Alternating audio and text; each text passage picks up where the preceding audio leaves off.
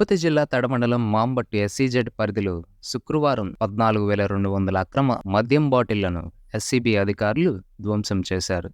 ఈ చర్యను Guduru divisional SCB enforcement assistant superintendent ఆధ్వర్యంలో చేపట్టారు. ఈ మద్యం ఎలక్షన్ సమయంలో పట్టుబడిందని, దీని విలువ సుమారు 18 నుంచి 20 లక్షల రూపాయల వరకు ఉంటుందని ఆయన తెలిపారు. గూడూరు డివిజన్లోని అధికారుల నిఘా వలన ఈ భారీ మద్యం పట్టుబడిందని, అక్రమ మద్యం కలిగిన వారిపై ఎటువంటి ఉపేక్ష ఉండదని అసిస్టెంట్ సూపరింటెండెంట్ హెచ్చరించారు. ఇవి సుమారు 14,200 బాటిల్స్ని ధ్వంసం చేయడం జరిగింది.